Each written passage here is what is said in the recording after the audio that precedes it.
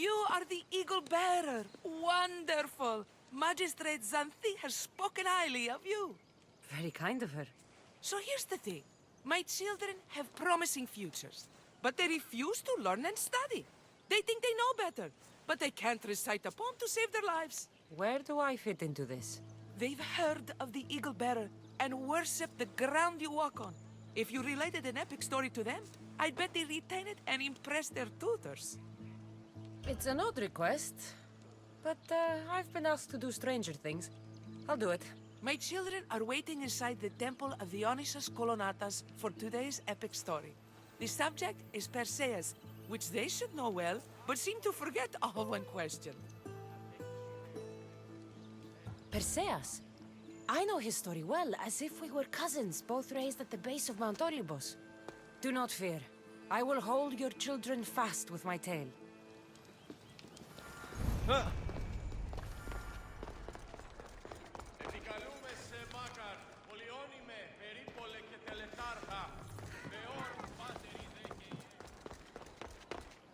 Hello, I'm... The Eagle Bearer. We've heard all about you. Are you going to tell us a story today? Do we have to listen? We've heard it 100 times. Yes, that's me. And yes, I'm telling you a story. Let us sing with the voice of the goddess about the exploits of brave Perseus and noble Pegasus. Acrisius, the king of Argos, was not a good man. He had one child, a daughter, Danae. Bitter that he had no son, he went to the oracle of Delphi and heard a prophecy that chilled him. Ooh, what was it? The oracle said Acrisius would be killed by his grandson.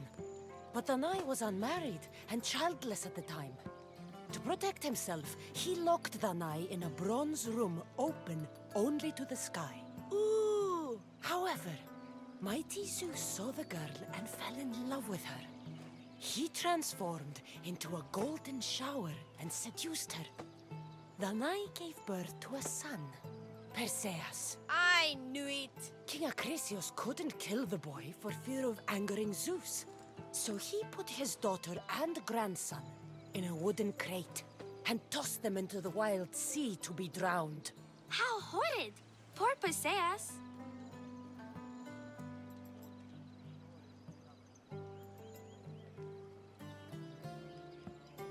Perseus and his mother Danae were rescued on the island of Seriphus, and Perseus grew up under the care of a kindly fisherman, Dictys. Lucky them. Did the gods help? Maybe.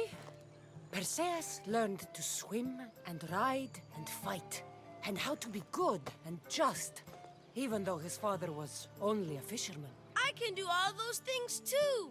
Good for you. Except swim. Or be just. Hush! Now, Dictys' brother was the ruler of the island, but he was not a good man. He's scum.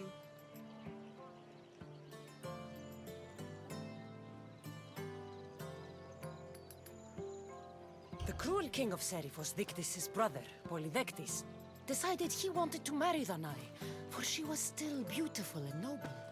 But Perseus knows his mother does not want this.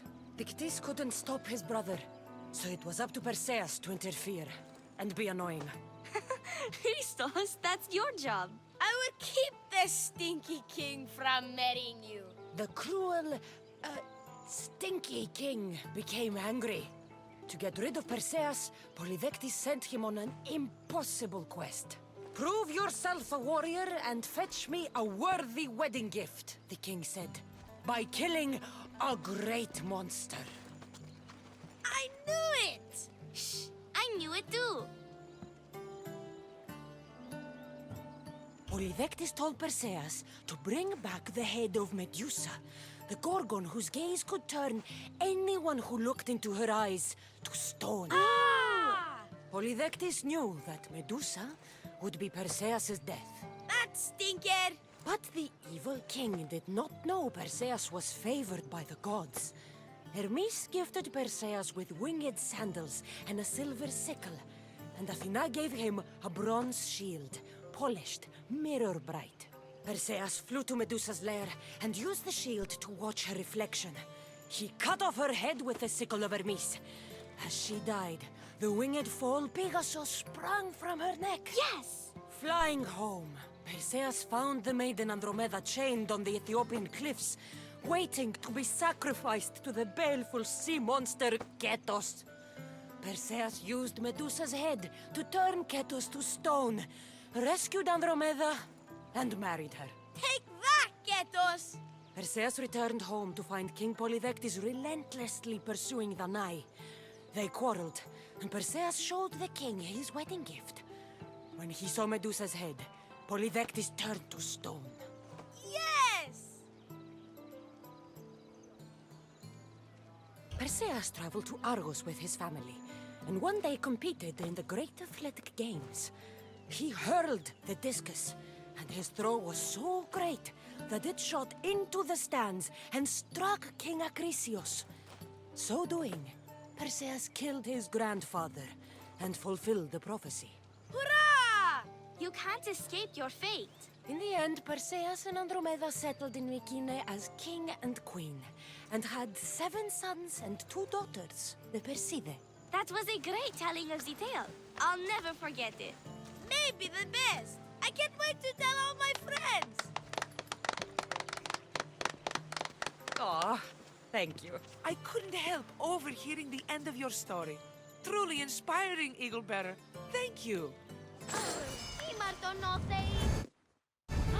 I told the story of Perseus to my tutor, and he said it was the best rendition he'd ever heard.